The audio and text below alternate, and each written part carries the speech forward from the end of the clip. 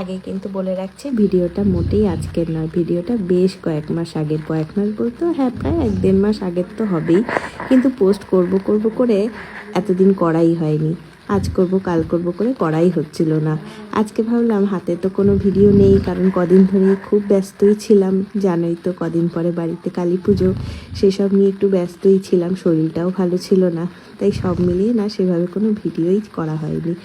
তাই আজকে ভাবলাম পুরনো একটা ভিডিওই আপাতত তোমাদেরকে একটুখানি শেয়ার করে নিই তোমাদের সাথে। বেশ কয়েক বছর আগে বাড়িতে মাইক্রোওভেন ছিল, হঠাৎ করেই সেটা বিগড়ে যায়, কিনবো করেও মানে কেনাই হয়ে উঠছিল না। প্রায় 3-4 বছর পর আবার মাইক্রোওভেনটা নতুন করে কেনা হয়েছিল এবছর ধানতেরাসের সময়।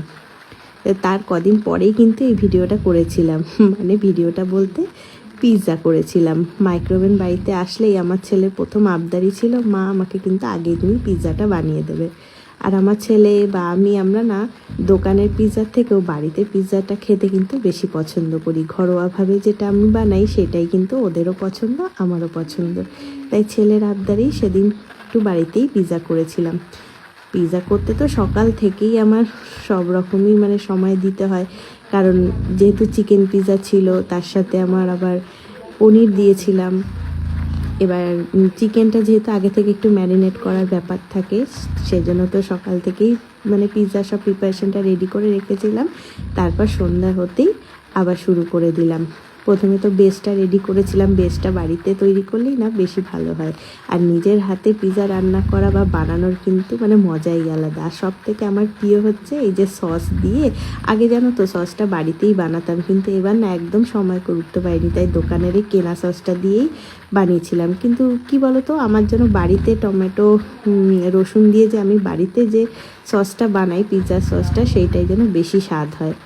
এই দোকানের কেনাটা আমার সেরকম কিন্তু অত পছন্দ হলো না, তবু যা কাজ চলে যাওয়ার মতো তো হয়ে গেছিলো। এইটাই, পরে কখনো যদি করি আবার, তখন আমি বাড়ির মানে সস বানিয়ে কিন্তু পিৎজাটা ছেলেকে করে দেবো। আমার না এই পিৎজা এই যে যখন এই সাজানোর ব্যাপারটা, ঘরে সব মানে যত রকমের সবজি টবজি দিয়ে যখন আমি পিৎজাটা সাজাই, তখনই কিন্তু আমার বেশি ভালো লাগে, দেখেই তখন খেতে ইচ্ছা করে। আজকে পিৎজাটার মধ্যে দিয়েছিলাম পনির, চিকেন, এসব দিয়ে রেডি করেছিলাম।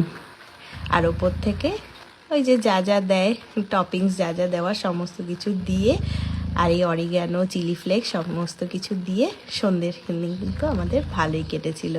ভিডিওটা কেমন লাগলো অবশ্যই কিন্তু জানিও। এখন বেশি কিন্তু ভিডিও আমি পোস্ট করতে পারছি না, আশা করি শরীর ভালো হলে আবার আগের মতো পোস্ট করব। তাহলে আজকের মতো আসি, টাটা।